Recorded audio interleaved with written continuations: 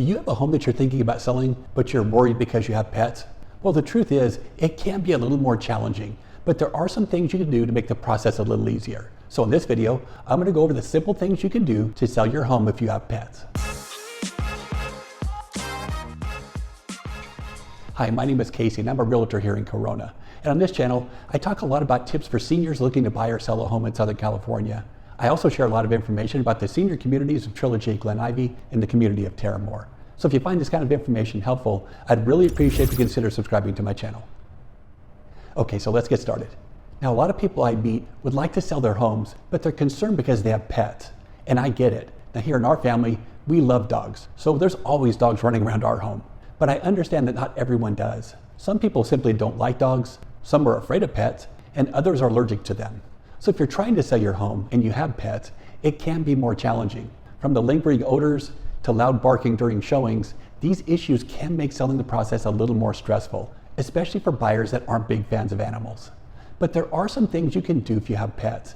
And you can do some of these things while you're preparing to sell your home, and others can be done right before a buyer comes to view your home. But remember, the goal here is to make the buyer feel as comfortable as possible when they come to see your home in person.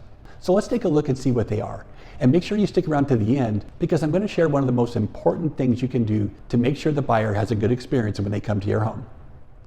Okay, the first thing you'll want to do is try to eliminate any pet odors from your home. This really is one of the most important things you can do if you're trying to sell your home.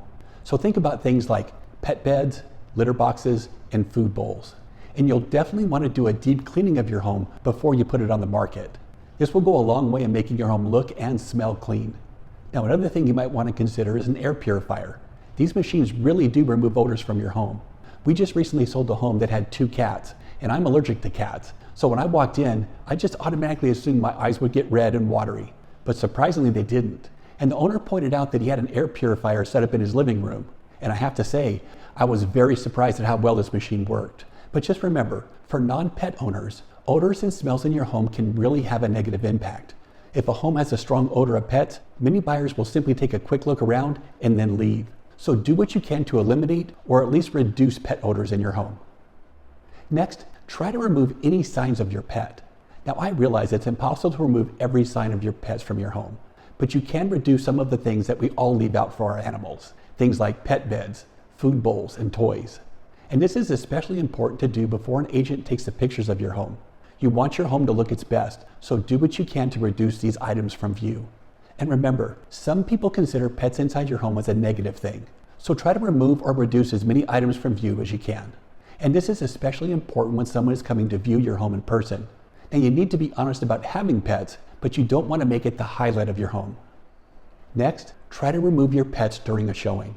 Now, everyone has a different opinion on this one, but I really feel it's best to make arrangements for your dog or cat to be out of your home when someone comes to view it.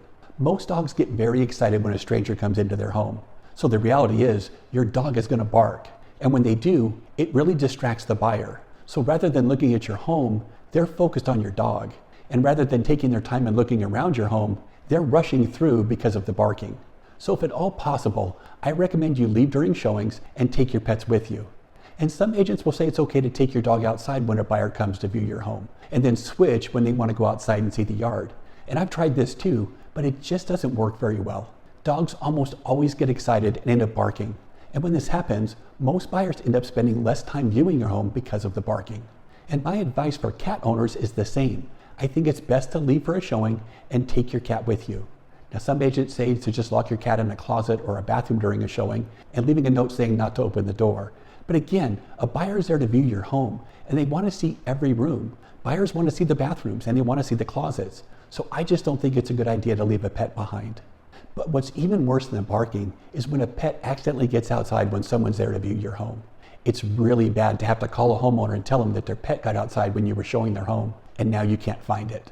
So managing your pets during a showing is really important. If at all possible, try to take them with you and leave during the showings. You can take them for a walk around the block. You can go get a cup of coffee, or just go to a neighbor's house when the buyer arrives. This really is the best way to give the potential buyer the chance to view your home. Now, as I mentioned earlier, I do have one last suggestion. And in my opinion, this can be one of the most important things you can do. And this is to clean up any pet waste from your grass or your yard. Now, I know this seems pretty obvious, but it's probably the most overlooked thing we see from pet owners. And here's what happens. When you get a call from your agent that someone wants to come view your home, most people quickly start to clean the inside of their home. They vacuum the floors, they wash the dishes, and they pick up any clutter from around the home. But a lot of people, and especially pet owners, often forget about their yard. And I can tell you there's absolutely nothing worse than having a buyer step in dog poop when they're looking at your backyard.